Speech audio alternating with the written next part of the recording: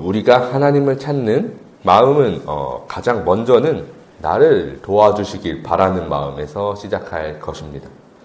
그러나 이것은 우리가 이기적이어서 내가 부족해서 내가 아직 작아서 한 모습은 아닐 것이죠. 그것이 잘못되었다라고만 볼 수는 없습니다.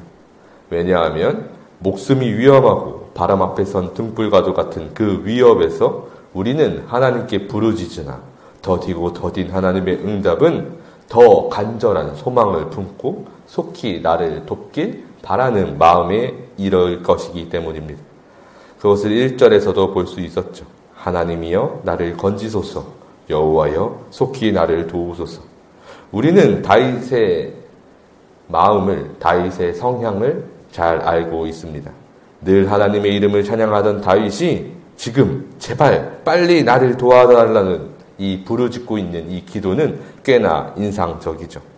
그만큼 어려웠을 고난이 다윗에게 있었음을 볼 수 있습니다.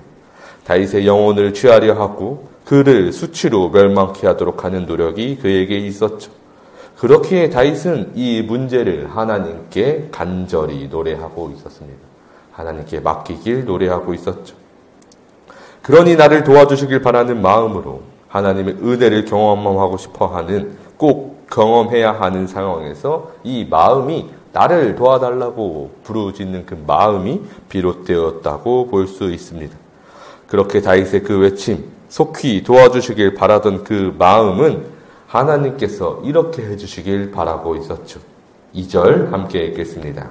나의 영혼을 찾는 자들이 수치와 무한을 당하게 하시며 나의 상함을 기뻐하는 자들이 뒤로 물러가 수모를 당하게 하소서. 아멘.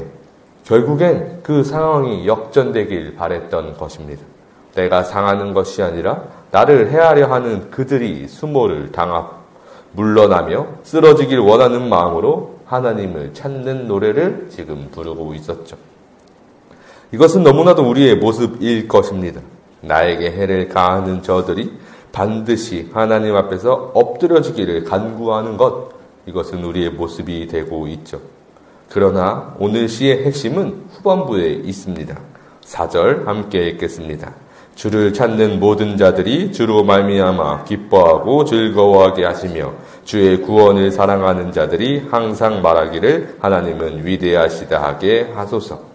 지금 이 외침은 하나님을 예배하는 자들의 모습이 될 것입니다. 다시 말하면 이 시간 예배하고 있는 우리의 모습이 될 것이죠. 이 예배하는 자들에겐 두 모습이 있었습니다.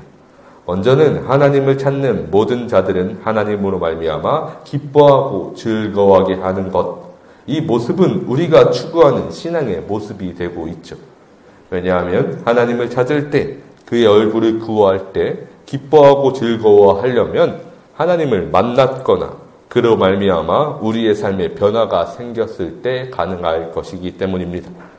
다윗의 외침을 더 보면 잘 보이는데 3절에서 아하 아하 하는 자들이 자기 수치로 말미암아 뒤로 물러가게 하소서.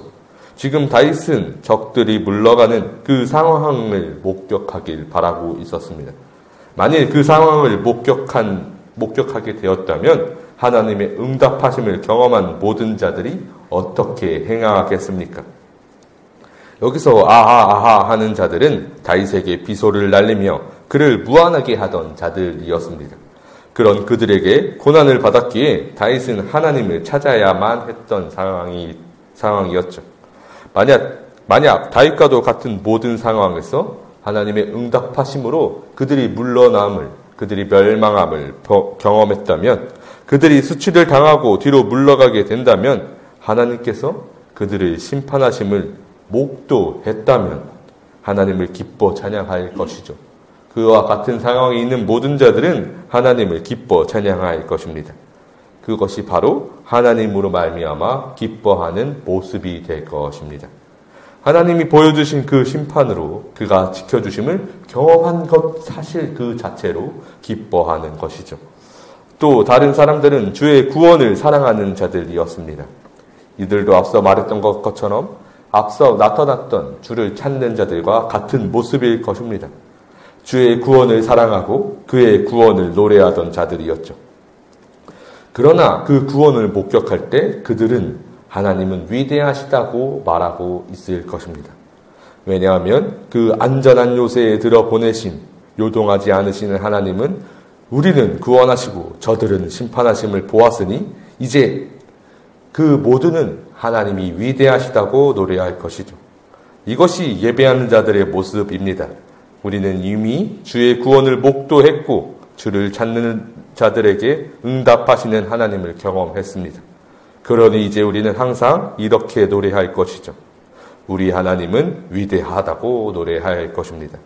우리의 생각과 전혀 다른 모습으로 결국은 우리를 지키시고 승리하게 하시는 하나님을 경험했으니 이렇게 노래할 것이죠. 그래서 우리 신앙에 있어서 하나님의 이름을 온전히 찬양하는 것은 너무나도 기뻐할 수 있는 찬양이 될 것입니다. 그러니 이제 우리에게 복이 넘치고 기쁨이 넘쳐서 그 마음이 부하고 기세 등등한 삶을 살아갈 것입니까? 다윗의 모습은 그렇지 않았습니다. 5절 함께 읽겠습니다. 나는 가난하고 궁핍하오니 하나님이여 속히 내게 임하소서. 주는 나의 도움이시요 나를 건지시는 이시오니 여호와여 지체하지 마소서. 다윗은 여전히 심령이 가난하였고 궁핍하여서 하나님께 구하는 것 오직 하나님의 임재뿐이었습니다.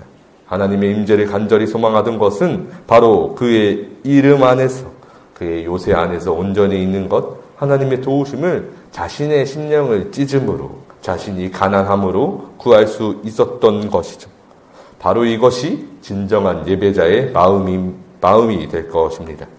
내 심령이 가난하고 그래야 하나님을 찾고 그것으로 말미암아 하나님을 도우심을 목도해낼 것이죠.